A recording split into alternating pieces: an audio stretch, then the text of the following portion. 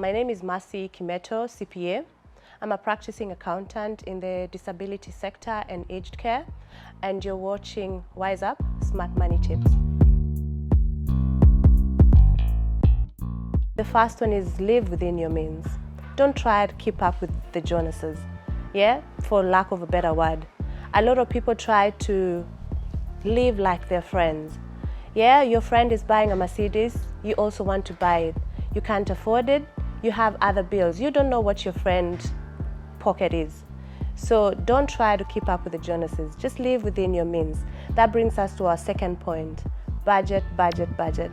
Write down what you can afford, what you want down the line, and if you budget for it, you put money aside every other month, you can afford what you want. Delayed gratification, that's what we do. Budget, budget, budget. It doesn't mean you will not get it, but budget for it. The third one is plan for your emergencies. Always have a rainy day fund. Take care of your insurance. You never know what will happen on the road. You might hit something. Make sure you have the correct insurance. You never know if you need an ambulance. Ambulance cover is very important, so that is plan for your emergencies. Sometimes from the culture I come from, when you plan for an emergency, people say you're inviting trouble. No way, just plan for it. And the fourth one is plan for your retirement. You might say, oh, I'll plan when I get there. No, you don't want to leave the burden to your kids, to your siblings. Let's not do that. Plan for your retirement. The simplest way is make sure your superannuation is being paid by your employer. Always check. It's easy to go online and check for your superannuation. Another thing, you can top up on your superannuation. It's easy. Whatever extra money that you can get, top it up. That will make sure in your retirement you're good to go.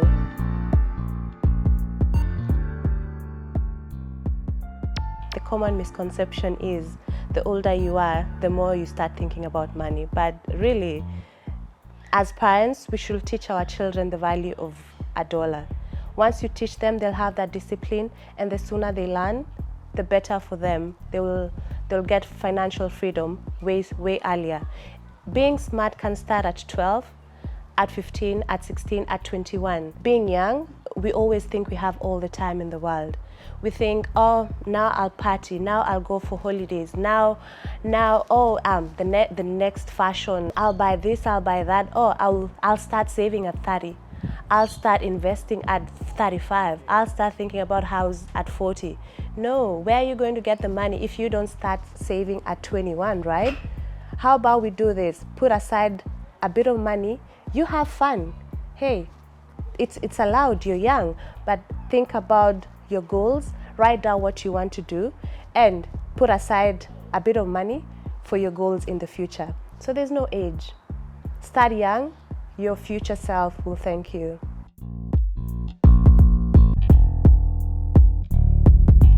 We all have bills, our day-to-day bills.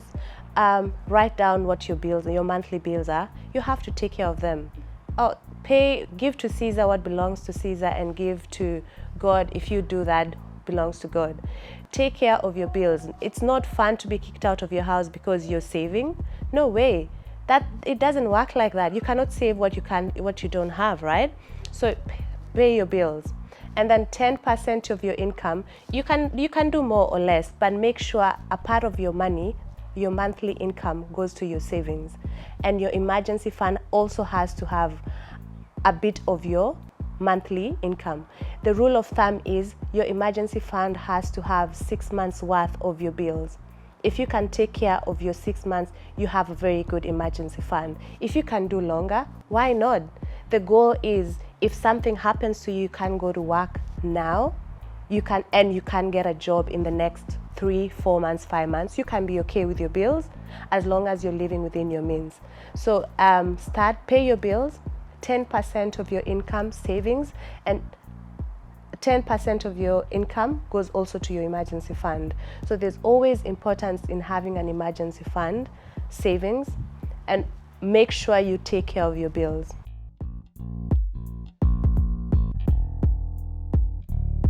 Write down every shilling that you spend, day in, day out. Keep a journal for your monthly spend. the more you look at what you spend on, the more careful you are on what you spend on. Yeah? Do a journal of everything that you do. Once you know the necessary things that you spend your money on, you know exactly how much your expenses are. Well, unfortunately, in the culture that I come from, financial literacy is really not something that our parents has impacted on us, or the schools teach it. You learn the hard way. And as I said earlier before, when I was younger, my priorities was like chasing the next excitement, spending my money on. So I learned the hard way. I was literally living hand to mouth. I wasn't thinking about my investment. I wasn't thinking about my savings. Funny story. I had a car accident. Yeah, I didn't have the correct insurance. I didn't have the emergency fund. I didn't have any savings. I was living hand to mouth. I mean, I was chasing the next excitement, right? What did I have to do? I had to leave my car in the garage for how long? For a month, so that I save up the money. And mark you, the money that I get in the month just goes to my bills. What does that say? Always have an emergency fund.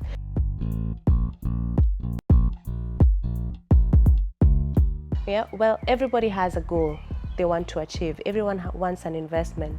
It's different for each and every one of us. Some people it's having a property. Some people it's having a business. Some people it's having life insurance. It's different for each and one of us. We write down what we want. We write down the amount of money we should have for the investment that we want. And from your monthly spend, the money left over after savings, and after your monthly spend, you put in towards your investment. And another thing I'd like to point out is your emergency fund should never be used for investment. Your emergency fund should never be used to lend somebody. Your emergency fund should be accessible, within reach. If you needed money now, you have don't put your emergency fund on a fixed deposit account that you can't access it within the next one day. Always have your emergency fund that is accessible. My advice when it comes to investment is talk to an expert on the field. It might be a bit pricey to talk to an expert, but every person's investment journey is different. What works for me might not necessarily work for you. My first advice is talk to an expert. And if you cannot afford an expert, please do your research. Go to the internet. There's tons of information. And another tip I have for investment is don't do what your friend is doing. You don't know what the information they have. Funny story, Bitcoin. Somebody told me, oh, Bitcoin is a very good way to invest. Quick money. Who doesn't want quick money? I go on the internet, open an account with Bitcoin, bought some Bitcoin. What you don't know in Australia is there's no way to convert your Bitcoin to your bank account. You have to do it through internet sources which are not very trusted. Well, as we speak right now, I've never withdrawn my Bitcoin. They're still somewhere. I'm still finding a way to withdraw the Bitcoin.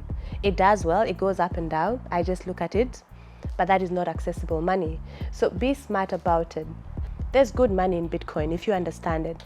But the rule of thumb when it comes to investment, if you do not understand it, do not touch it. You have to know where your money is going to.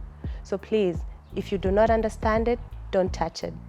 That is my rule for investment. The car accident was a wake-up call for me. Oh, I don't have savings. I don't have investment. And when you talk to somebody, they ask you, you don't have savings? So that kick-started my saving journey. So every paycheck, 10%, it's non-negotiable with me. 10% goes into my savings. As I said before, once you have paid your bills, 10%, no matter what, 10% goes to my savings. And right now, it might seem like very little, but 5 months from now, that 10% will be a substantial amount of money to put into that investment. And as I said before as well, investment can start from $200, $500. It depends on what you're targeting, really, right? You can save $50 in a fortnight, $100 in a fortnight, $100 in a fortnight. That is $200, and within 5 months, that is $1,000. $1,000, you buy various shares, but you also have to be patient. It doesn't happen overnight. Yeah, we have to be patient and do our research. The problem with us young people, we want quick money. And if it's not giving you the returns that you want, or it's not giving you the lifestyle your neighbor has, no, that's not for me, or that is not for me, or no, let me live in the moment, I will think about it later. No, let's be patient. And it's little now, but it won't be little forever. It won't be little in 5 months. It won't be little in a year. So that's my advice. 10% of your paycheck always goes to savings. If you have the money, buy outright. But I would advise having what do we understand by credit score? You have to have a credit history.